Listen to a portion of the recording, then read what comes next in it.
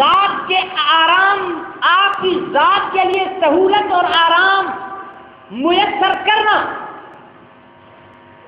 آپ کی ذات کو اذیت سے بچانا، یہ وہ عمل تھا ابو بکر کا جو عمر لینے کا خواہش مند ہے کہ بدلے میں عمر کی ساری نیکیاں ابو بکر لے لے، ابو بکر مجھے یہ نیکی دے دے، میرا حج لے لے، میری اپنی یہ نیکی دے دے، میرا جہاد لے لے، مجھے یہ نیکی دے دے، میری تبلیغ لے لے، مجھے یہ نیکی دے دے، میرا پیغمبر کے پیچھے نمازوں کا پڑھنا لے لے، مجھے یہ نیکی دے دے۔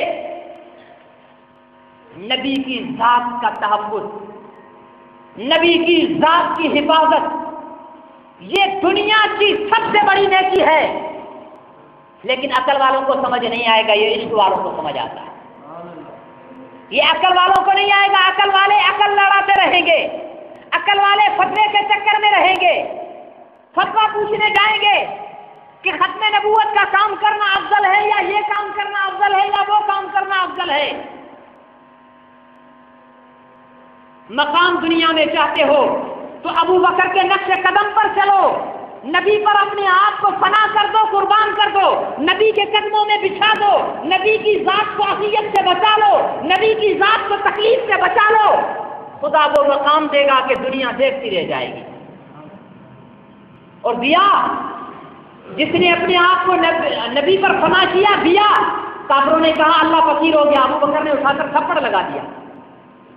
کافر شکایت لے کر آ گئے کہ محمد صلی اللہ علیہ وسلم، آپ کے ساتھی نے ہمارے ساتھی کا تھپڑ لگایا، جبڑا ہلا دیا۔ حضور علیہ السلام نے فرمایا کون سے ساتھی نے؟ ابو بکر نے۔ نہیں، ابو بکر تو کبھی تھپڑ نہیں لگا سکتے، وہ تو بڑے ٹھنڈے مزاج کے ہیں، وہ تو حلیم المزاج ہیں، وہ تو بہت دھیمے مزاج والے۔ لگایا ہے، اتنے میں حضرت ابو بکر بھی آ رہے ہیں بڑے غصے میں، یا رسول اللہ انہیں سمجھا دیں، اگر انہوں نے پھر ایسی بکواس کی تو میں دوسرا تھپڑ۔ ابو بکر ہوا کیا؟ دوسرا غصے میں، یا رسول اللہ انہوں نے میرے اللہ کو فقیر کہا ہے، میرے اللہ کو فقیر کہا ہے۔ عدالت مصطفیٰ کی ہے، فریادی کفار ہیں، جواب دار ابو بکر ہے۔ اسلامی اصول کے مطابق فیصلہ ہو رہا ہے۔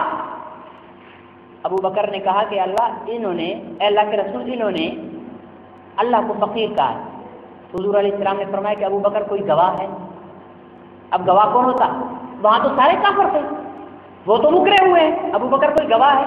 یا رسول اللہ مجھ سے گواہ مانگ رہے ہیں۔ آج دیکھیں کیا امتحان ہے، جب بغیر گواہوں کے پیغمبر کی صداقت کے اعلان کرتے کرتے کرتے خود صدیق بن گیا، سراپا صداقت بن گیا، آج اسے گواہی کی ضرورت پڑی۔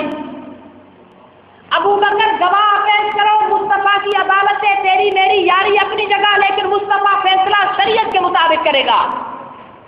گواہ پیش کرو ورنہ تھپڑ کھانے کے لیے تیار ہو جاؤ، میرا فیصلہ آنے والا ہے۔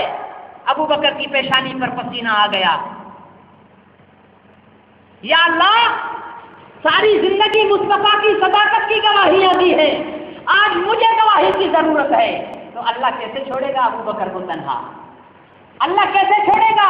اللہ جانتا تھا کہ جب سب مخالف تھے تو سینہ تان کر کیوں کھڑا تھا، جب معراج پر مذاق اڑایا جا رہا تھا تب سینہ تان کر کیوں کھڑا تھا، جب رات کے اندھیرے میں سر کی قیمتیں لگ چکی تھی تو تجھ پر اعتماد کر کے تیرے گھر پہنچا تھا، تو نے غار ثور میں کندھوں پر بٹھا کر پہنچایا تھا، تو ہر جگہ میرے حبیب کے ساتھ تھا، تو نے میرے محبوب کے لیے قربانیاں دی ہیں۔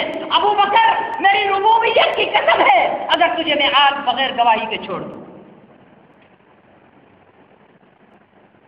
اس سے پہلے بھی کہیں گواہیوں کی ضرورت پڑی تھی، زلیخا اور یوسف کے قصے میں گواہ کی ضرورت پڑی تھی، عیسیٰ اور مریم کے قصے میں گواہ کی ضرورت پڑی تھی۔ گواہی کس نے دی تھی؟ ایک بچے نے۔ گواہی ایک بچے نے دی، لیکن عزت تو آئیے خاندان صداقت کی عظمت کو تو دیکھیے۔ تھپڑ کا معاملہ ہے، مصطفیٰ کی عدالت ہے، صدیق پر الزام ہے، صدیق کے پاس گواہ نہیں۔ اللہ تعالیٰ، ابھی یہ بات چل رہی تھی، وحی کے آثار شروع ہو گئے۔ جب وحی کے آثار ختم ہوئے تو حضور علیہ السلام نے مسکرا کر فرمایا ابو بکر مبارک ہو، خدا نے تمہاری گواہی دی۔ کس نے گواہی دی ہے؟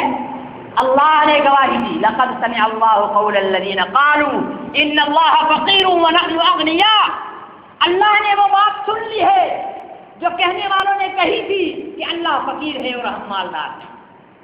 بات یہی ختم نہیں ہوتی، اسی ابو بکر کی بیٹی پر بھی تو تہمت لگانے والوں نے لگائی تھی۔ ہاں، اسی ابو بکر کی بیٹی پر تہمت لگانے والوں نے لگائی تھی۔ ادھر تہمت لگی نبی پر تو گواہی بچے تھے، ادھر تہمت لگی نبی کی ماں پر تو گواہی بچے تھے، ادھر تہمت لگی محمد عربی کی بیوی پر، تیری میری اماں پر، تو اللہ تعالیٰ خود گواہ بن گئے اور ایک نہیں 18 آیات نازل فرمائیں، دکھایا کہ جو میرے حبیب پر سب کچھ فنا کر دے اسے میں یوں نہیں جانے دوں گا، اس کو مقام دوں گا۔ آج کوئی کچھ بھی کر لے، اپنا گوشت کاٹ کر کچا چبا جائے، لیکن صدیق کے خاندان صداقت کا ستارہ ہمیشہ دمکتا رہے گا، چمکتا رہے گا۔ لیکن میرے بھائیو، ہم پر بھی کچھ فرض بنتا ہے، ہم مشن صدیقی کے امین ہوں، ہمیں اس مشن کو زندہ رکھنا ہے۔ ہماری آبادیوں میں، ہمارے ملک میں، میں تو کہتا ہوں اپنی تقریروں میں، اگر آج کے دور میں سیدنا صدیق اکبر اٹھ کر آ جائیں اور ہمیں اس حالت میں دیکھ لیں تو جھوٹ سے کہیں گے تم تو کافر ہو، جھوٹ سے کہیں گے تم تو کافر ہو۔ قادیانی ٹولہ تمہاری آبادی میں زندہ رہتا ہے؟ ابو بکر صدیق تو شاید اٹیک سے فوت ہو جائے قادیانی نظریات کو سن کر۔ ہم مسلمان ہیں، شہزاد پور کی آبادی ہے، 2-2.5 لاکھ کی آبادی ہے، اس میں 150 گھر ان کے بھی ہیں جن کا نظریہ اور عقیدہ ہے کہ نعوذ باللہ حضور علیہ الصلوۃ والسلام سور کی چربی سے بنا ہوا پنیر کھاتے ہیں، جن کا عقیدہ اور نظریہ ہے کہ نعوذ باللہ حضور علیہ الصلوۃ والسلام کا وہ روزہ جس کی زیارت اگر ٹیلی ویژن اسکرین پر بھی ہوتی ہے تو ہمارے رونگٹے کھڑے ہو جاتے ہیں، ہمارا دل بہار ہو جاتا ہے۔ ہاں، جس کی زیارت کے لیے ہر بچہ، جوان، بوڑھا، مرد اور عورت تمنا رکھتا ہے، اور جس کا مقام عرش سے زیادہ بلند ہے۔ علماء دیوبند اور اہل سنت کا یہ عقیدہ ہے کہ جس جگہ حضور علیہ الصلوۃ والسلام کا جسد اثر رکھا ہوا ہے، جہاں آپ آرام فرما ہیں، وہ زمین رتبے میں، مقام میں، شان میں، عزت میں، عظمت میں عرش سے زیادہ بلند ہے۔ اس زمین کے لیے قادیانی ٹولہ یہ کہتا ہے کہ نعوذ باللہ حضور علیہ الصلوۃ والسلام کا روزہ انتہائی ذلیل، بدبودار اور متعفن اور تنگ و تاریک اور حشرات الارض کی نجاست کی جگہ ہے۔ یہ کہاں ہے ہماری مسلمانی؟ ہم کیسے اس معاشرے کے اندر جی رہے ہیں؟ امام مالک رحمۃ اللہ علیہ نے صحیح فرمایا، جب امت اپنے نبی کی عزت اور ناموس کا انتقام نہ لے سکے اور اس پہ اتنی سخت نہ ہو تو اسے چاہیے دریا میں ڈوب کر مر جائے، اسے زندہ رہنے کا کوئی حق نہیں۔ یہ امام مالک کا فتویٰ ہے، اور ہم جی رہے ہیں،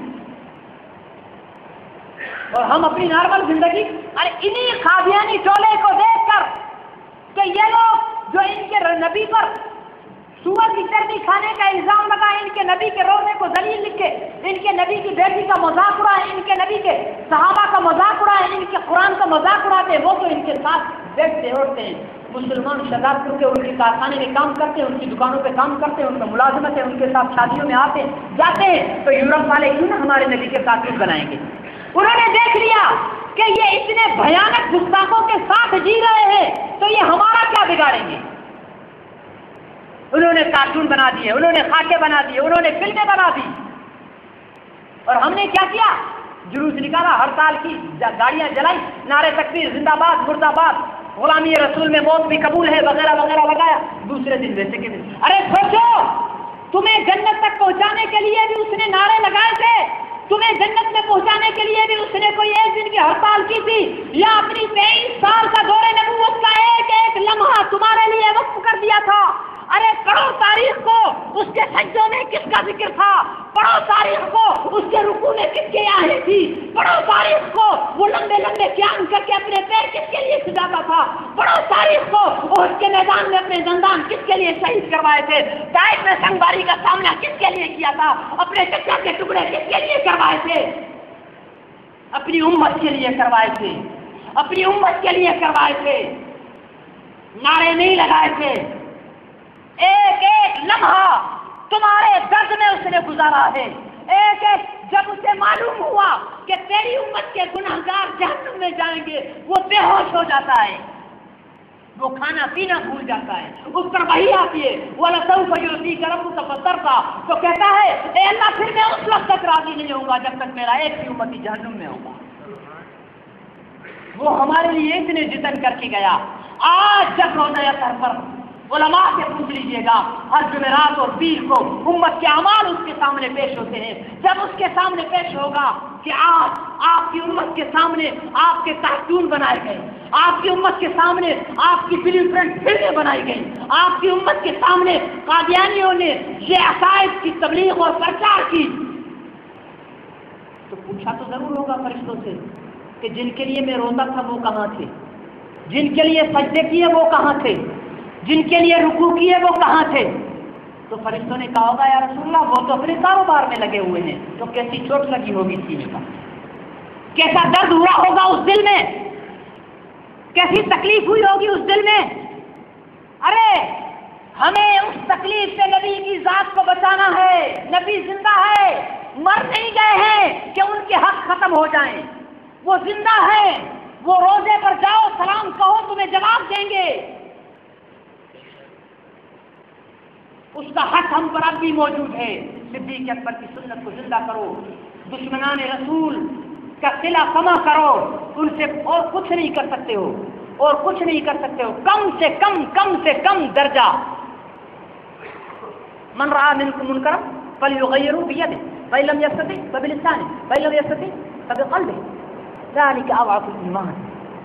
کم سے کم اپنے دل میں برا، اور دل میں برا جس کو ہم سمجھتے ہیں اس کے قریب جاتے ہیں؟ ہاں جی جاتے ہیں۔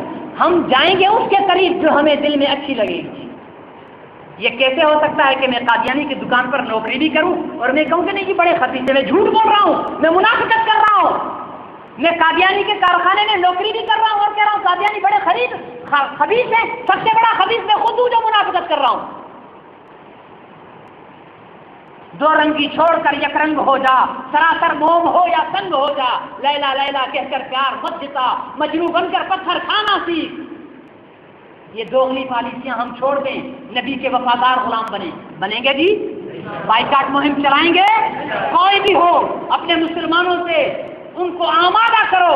رب محمد کی قسم ہے کوئی کارخانہ شہزاد پور میں قادیانیوں کا نہیں چل سکتا اگر مسلمان وہاں سے نکل جائیں، کوئی دکان قادیانیوں کی یہاں نہیں چل سکتی اگر شہزاد پور کے مسلمان فیصلہ کر لیں ہم مر جائیں گے لیکن قادیانی دکان سے سودا نہیں لیں گے۔ جب ہم نے یہ فیصلہ کر لیا تمہیں گن اٹھانے کی ضرورت نہیں پڑے گی، تمہیں گولی چلانے کی ضرورت نہیں پڑے گی، تمہارے بائیکاٹ کا بم ان کے لیے کافی ہے۔ کریں گے اللہ مجھے اور آپ کو عمل کی توفیق نصیب فرمائے۔ لیٹ کی معذرت چاہتا ہوں، آخر دعوانا الحمدللہ۔